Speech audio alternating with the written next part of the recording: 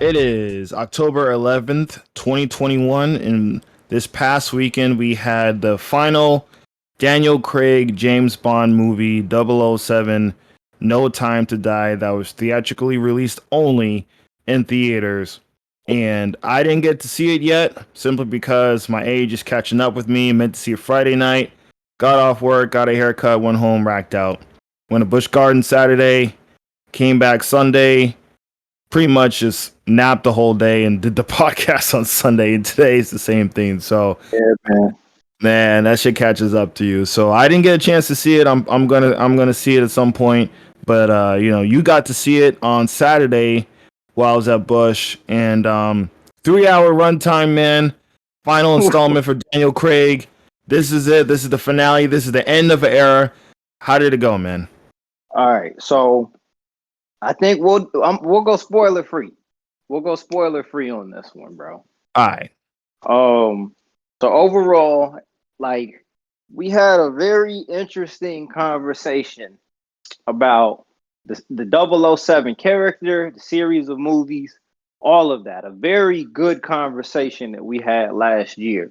Just kind of breaking down the importance of that character and that property in film and all of that good stuff there. Mm-hmm. And as we got to the topic of the current James Bond, the two of us kind of wrapped our heads around it and came to the realization that yes, they're doing as good as they can with this character, but it's clear that there are formats and blueprints and things like that that have been followed in order to make each of these movies in this modern era, going all the way back to Casino Royale, Quantum of Solace, Skyfall, Spectre, and now No Time to Die. Overall, before I get into the movie here, I do want to say that coming into this, Daniel Craig unofficially, officially, in my opinion, was 2-2. His record as James Bond was 2-2. Mm. Two good movies, two relatively bad and forgettable movies. The scoreboard read going into it. Casino Royale, Quantum of Solace, and Spectre were on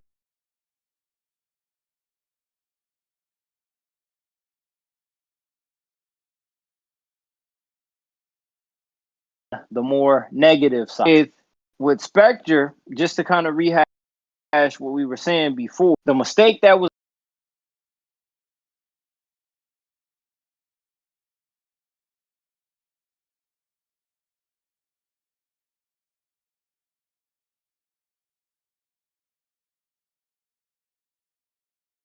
made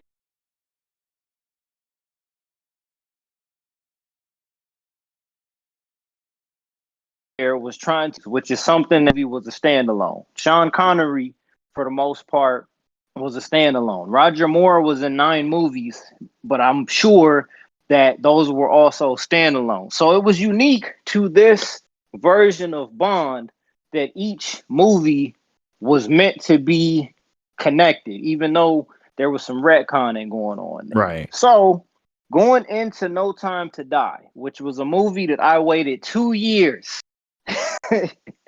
I waited 2 years to be able to see this in theaters. And I'm very glad that they didn't do some same day streaming on Peacock or anything like that. Oh Lord, you got these people saying they should have released it on Amazon Prime to get more money. No.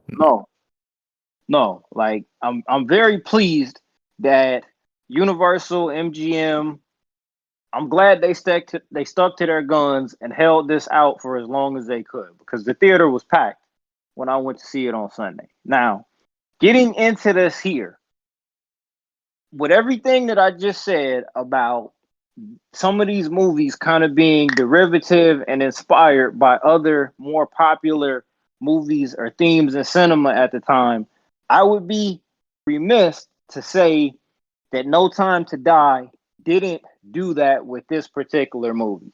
And it's not the worst thing in the world as long as it's done in a way that highlights the character and the actor. For this movie, I'm gonna say this is more akin to the story of a man who is past his prime, trying to get it done for the last time. Old Man Bond is what you said in the text. Old Man Bond should be the alias for No Time to Die. And it is Hmm. perfectly fine because we know that Daniel Craig is now in his 50s, I believe. He's a middle aged actor who's still a very talented actor. We know that it's been almost 20 years. Casino Royale came out in 2006, I believe. We know Yeah. um, we know that there have been some ups and downs in this series here. So there's something that kind of adds to it. There's an added level of mystique or added level of intrigue when you Wait, know. almost. Absolutely, that's the word I was looking for. There's an added level of all of that when you know going into this that this will be the last time you see an actor who has become synonymous with a certain character give their last performance as that character. If it sounds like I'm describing the movie Logan, if it sounds like I'm describing that movie to describe No Time to Die, it's because I kind of am, but that's okay because if you're going to be a derivative of a different movie, you need to be a derivative of one that was actually pretty good, Right, right. you know, and you'll understand kind of the things that I'm getting at when you actually get around to seeing this movie. To get into the plot here, what I'm gonna say is that it is very good that this movie did not come out in 2020. Oh, okay, okay. Gotcha. A little bit Very, oh man, similarities, a little too close to reality here a little bit. bro, and oh man, like I'm gonna say Universal Studios and all of them, they had balls like not doing reshoots and kind of reworking the actual plot to this movie. I'm gonna say Oh that shit. it it doesn't kind of it doesn't go full fledged kind of pandemic and everything like that, Hmm. but there are certainly elements to the plot that will make your mind kind of go outside. That'll give you a couple thoughts going throughout this movie. You know, not to So you spoil. My bad. Go ahead, brother. Oh, I was just gonna say, so you're saying we're gonna get some Illuminati breakdowns of No Time to Die on YouTube. Gotcha. Absolutely, 100%, absolutely, and you know, hopefully, some of that bullshit can be avoided to actually appreciate, you know, a pretty quality 007 movie. Now, the separation that I'm going to say here is that it didn't go full fledged science fictional, you know, the P word was only used one time throughout this movie. The word Mm. pandemic is only used once throughout this movie. I don't know if there were things that were cut out to kind of avoid that. The Q word is only used one time throughout this movie. Mm. So, you know, and that's not really the central theme. The central theme of this movie isn't, you know, a virus that can harm millions of people. Like that's the plot. That's what our villain is looking to accomplish. But this isn't the story of James Bond fighting science. Like it's not that. This is really the story of James Bond trying to be a hero, which kind of runs counter to him being an operative for MI6. It runs counter to him having a license to kill and everything like that.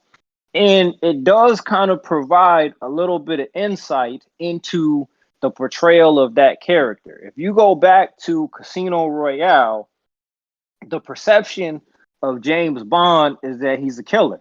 If you point him in that direction, he's going to get it done. He's going to drink. He's going to enjoy the company of a beautiful woman, and he's going to continue about his business. He's not a hero, more so than being a professional. Mm. If him saving someone's life coincides with the mission he has to carry out, he's going to do it. In this movie, you see him come to the realization that the mission should always be to save whoever it is that I can save.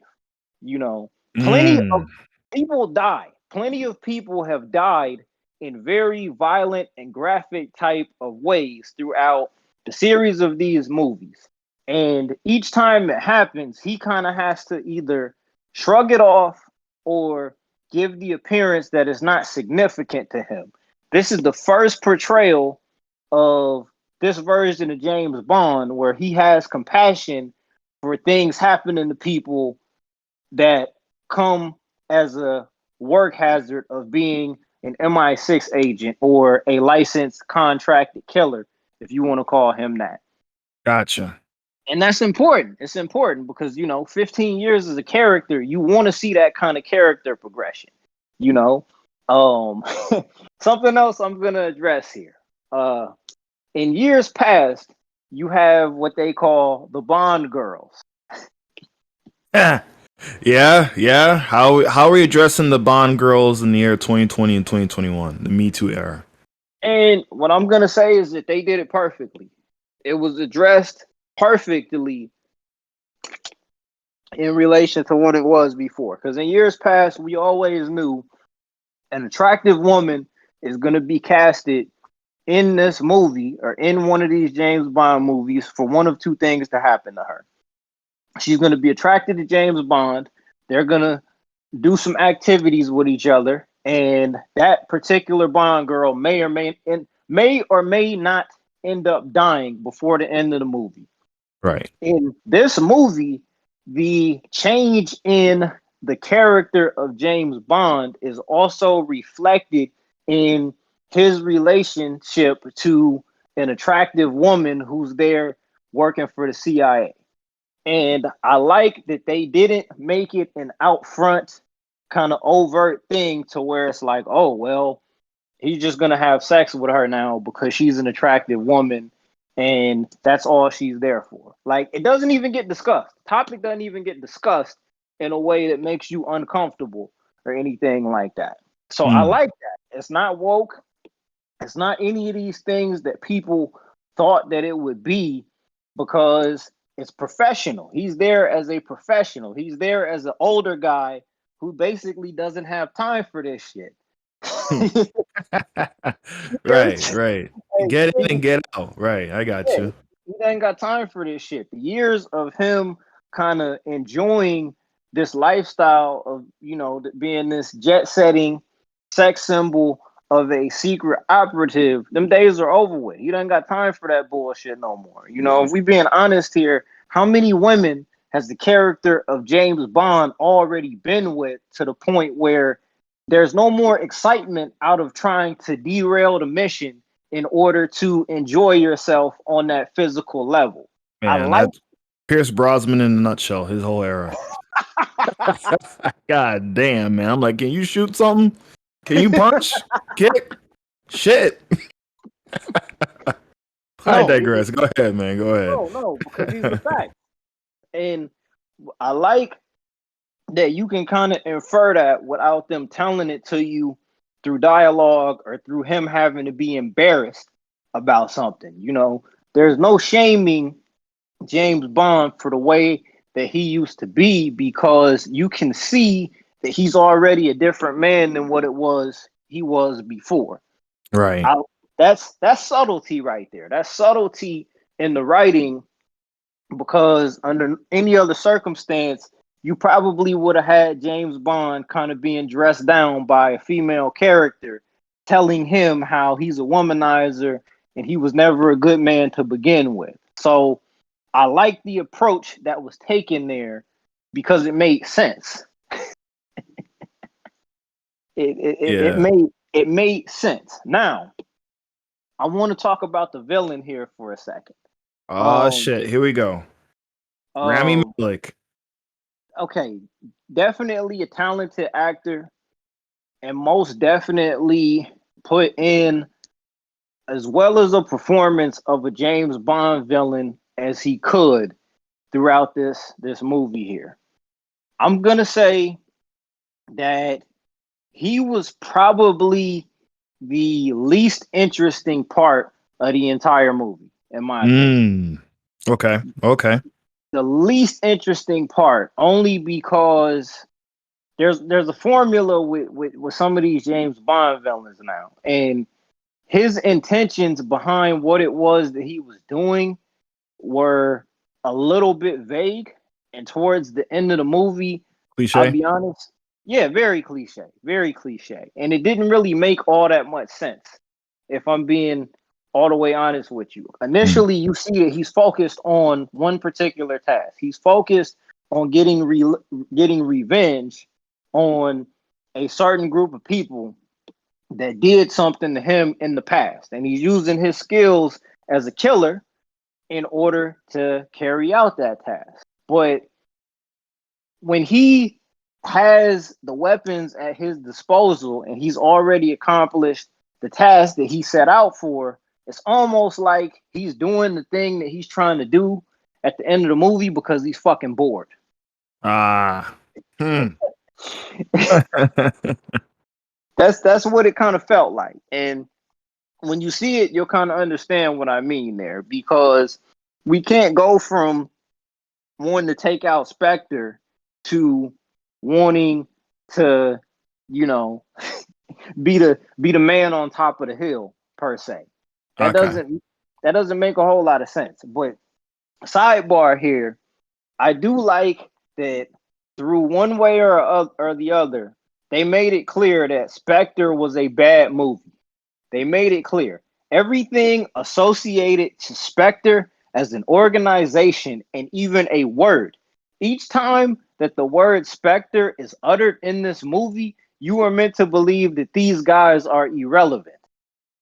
Ah. Okay. They buried them. Absolutely.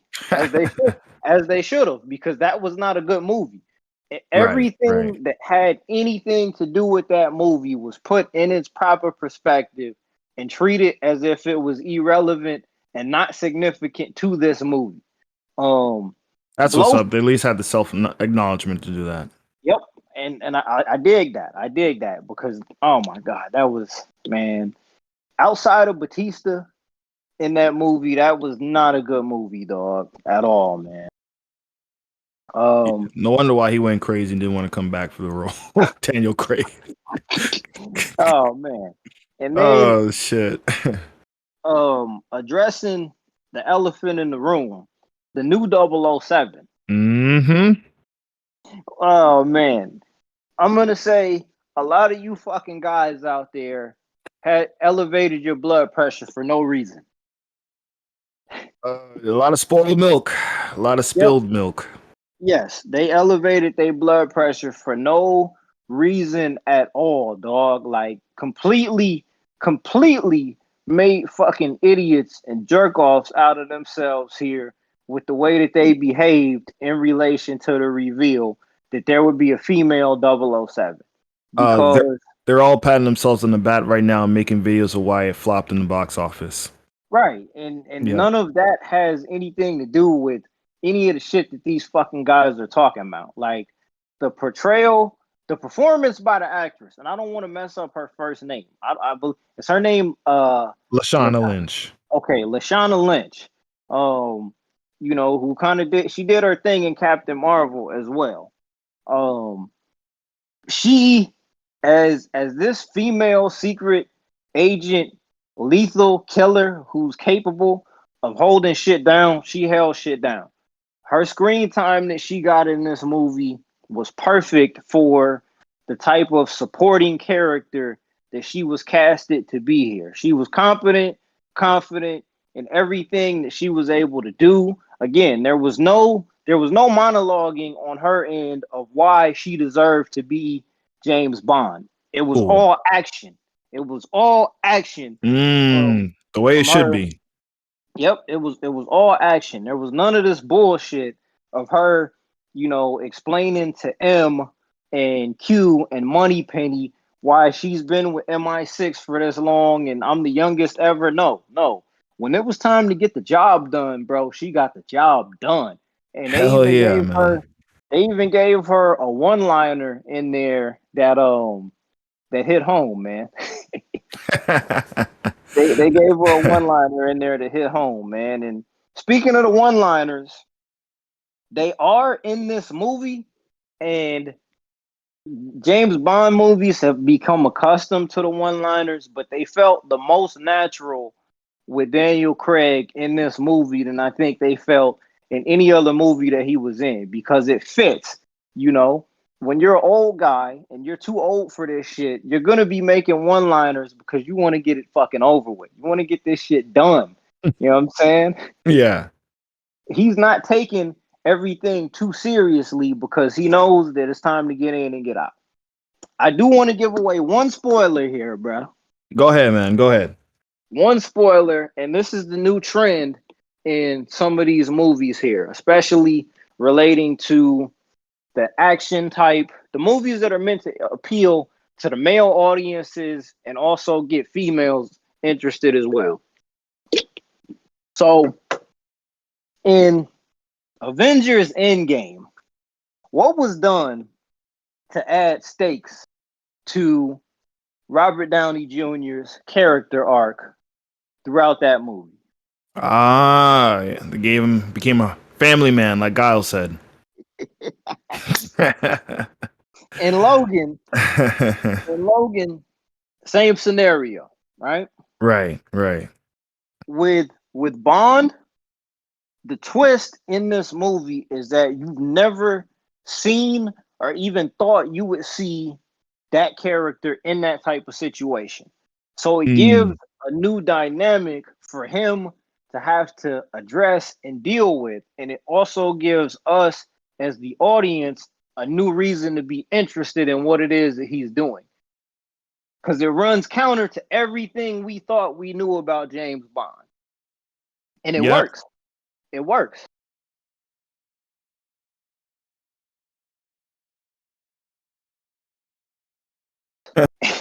If these things that we've always seen him do, but now it has a purpose. The purpose behind it really about. Let me see what this is like on the other side. I'm doing this dark and get to the other side and try to be clean, which is something I've never been before.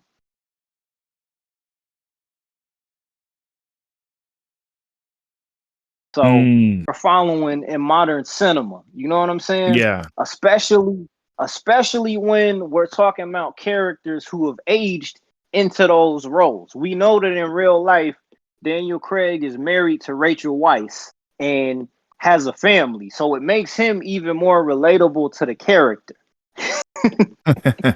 Right, right. It's just a natural progression of the character. It's just, and I like it. It's good. It's good. 20 years in a row, the character should have some growth, should have some kind of resemblance of like, okay, what naturally would happen to a person like that? You know what I'm saying? So, and it's not going anywhere. I think we'll probably see this continuing on forth with a lot of Hollywood movies. I'm looking at you, Mission Impossible, whenever you come out, or Top Gun, whenever you come out. Shit. Man. Oh, or my. Expendables, 5 or 4, whatever number they're on. Oh, my goodness. Like, and I think the difference between, okay, and my bad. I know I'm jumping around a little bit. No, I'm you're trying good. to just give a comprehensive perspective on this movie here. Like, overall, when you think about the character of James Bond, in comparison to some of the more testosterone driven type of characters, you think about a John McClane, you think about, some of these Rambo, you think about some of these high fuel testosterone, very masculine, tough guy type characters. And throughout the years, I'm thinking about this on the fly here. Did you ever view James Bond as fitting into that category there? You knew he's a tough guy. You know that he's lethal. You know that he's, an attractive man as far as women are concerned. You know that he's sophisticated, but I never got that high fuel testosterone type vibe off of that character throughout everybody who portrayed that character of James Bond. Like, what do you think about that? Not until Daniel Craig. No. Not until Daniel Craig was doing parkour in Casino Royale and all the action sequences he was doing, throwing Mm-hmm. hands, throwing feet, just gun blazing, escaping. Like, nah, Sean Connery, nah. I mean, Pierce Brosnan, nah. You know what I'm saying? The other cats that played the role, they were suave, they were smooth, they were slick. You know what I'm saying? They did it in a way where it's minimal effort, right? Because they were Mm. so good. You know, minimal effort. Like I'm not even trying. I'm at like 40% and I'm getting the mission done, right? Um Yo, yeah, dog. No, you're right. That's a fact. That's a fact. Right, right. And I just think with Daniel Craig's portrayal, you can see him struggling. You can see him, he's going on 110% and he's taking damage, you know what I'm saying? He's getting bloody. You know, he's got stamina, you know, he's getting tired. He can get weak. He can get shot.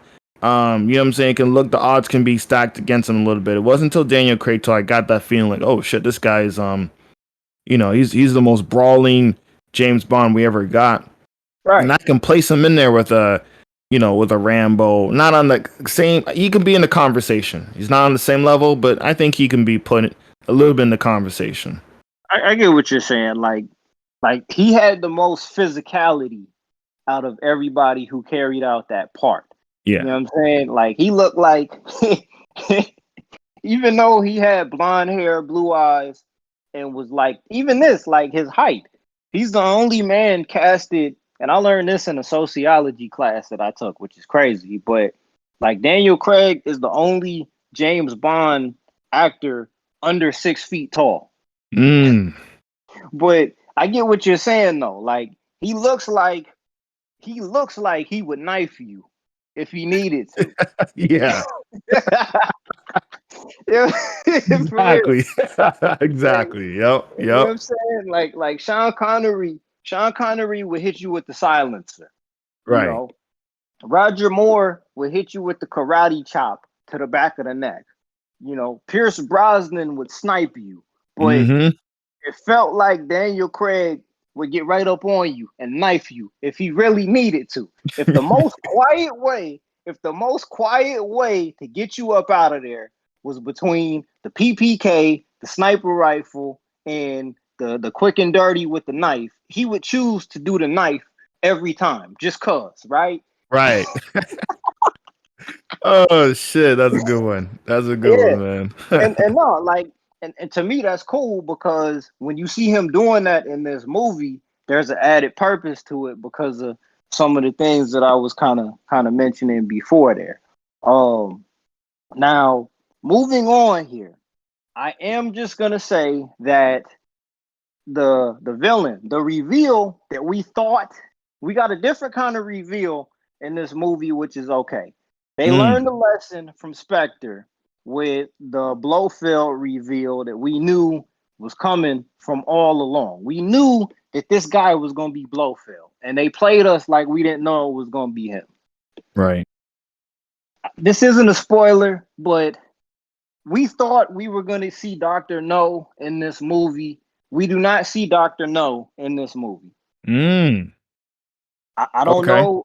I don't know if maybe that was originally floated, if the idea was that, you know, our main villain was going to end up revealing himself to be Dr. No. But I'm glad, excuse me, I'm glad that that's not what happened. There are references and allusions to the original first 007 movie, Dr. No, with some of the set pieces, some of the costumes, Mm. everything like that. But they never pulled the trigger on it to where it was a one for one, this is who he is, or any of that. And I like that they did that. That's how you do fan service the right way. You let us think that it's going to be happening.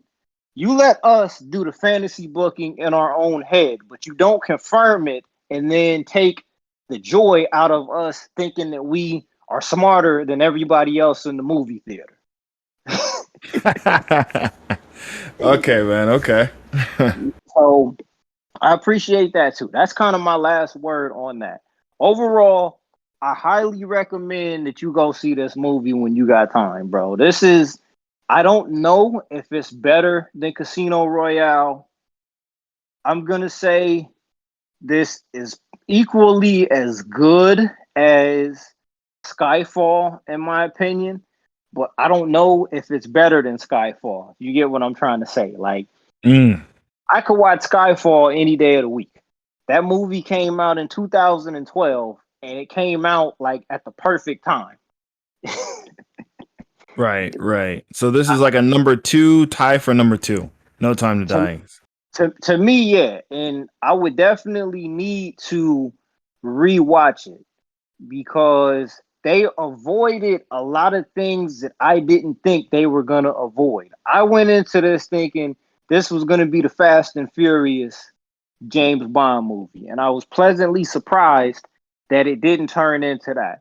It's okay if this movie is a little bit more similar to Logan or even that last First Blood movie that nobody went to fucking watch. It's okay if it's a better version than that and at least a similar version to the best that it's trying to aspire to. You see what I'm saying? Yeah, It's not yeah. always bad to be a derivative of something as long as you do it in a way that reflects quality and time that you're actually putting into it. Spectre failed because it was a terrible version of Captain America Winter Soldier. Terrible Everything version. everything came together. The way that the movie ended is something that might stick with everybody for a little bit. Overall, I'm not gonna. Overall, for me, in my opinion, I said this was a four mic movie. If I'm going on a scale of 1 to 10, I'm gonna say somewhere between eight, probably about 8.5 out of 10 for me. All right, man. 8.5 out of 10. Damn, There, damn. That's a good score. That's a good score. there's only a handful of movies that are perfect. A movie does not have to be perfect for it to be good or possibly be great. And as time passes by, people are only going to remember how this series of movies ended, and it ended on a very good note. Props to Daniel Craig. He deserved much better than Quantum of Solace and Spectre, but they did a lot more right with this movie than what they did wrong. That's what's up, man. That's what's up. My last question for you about this. Uh-huh. How long do we wait till the next one? Oh man, What are you thinking? How long is it going to take for us to digest what Daniel Craig did with this franchise before we're ready to move on and recast with the next James Bond iteration? respectfully, I think we need to give this at least 4 years. 4 years? That's fair. Because I'm trying to think here. Casino Royale came out in 2006. Quantum of Solace dropped in '08. Skyfall was 2012, and then Spectre was 2015. So we waited 6 years. That was supposed to be five in between Spectre and No Time to Die. I think that before we start talking about a reboot or recast, like this character deserves at least 5 good years before we go in and try to cast somebody even younger and tougher and meaner as James Bond. Mm. we, Yeah, we, man. we need that. And what we also need is that animated series on Amazon Prime. That's what we also need. Ooh. We also need that to satisfy the urge that we're not getting with James Bond kind of being seen on live action. Ian Fleming wrote so many books that they can do an entire animated series based on the books alone. We talked about this already, bro. Yeah, man. We, we Talked did, man. about this Some good already. fantasy booking, man. I hope And, Jeff Bezos is listening and get that shit going on and, as soon as and, possible. and bro, you might even need to drop that on YouTube. That was some quality shit right there. But this was a good movie. It was worth the wait, in my opinion. If this was a bad movie, this review wouldn't have taken that long, and I would have shit it all over everything that happened. So overall, I am quite impressed with what it was they were able to accomplish here. So yeah, 8.5 out of 10, bro. Damn right, man. Damn right. For all you listeners out there who saw 007 No Time to Die, what did y'all think about the movie? Did it live up to your expectations? Did it disappoint you? What do y'all think about Daniel Craig's legacy as the character of James Bond? Let us know in the comment section below. And with that, we're out. Peace. Why? I'll tell you why. That's the bottom line. H. Why?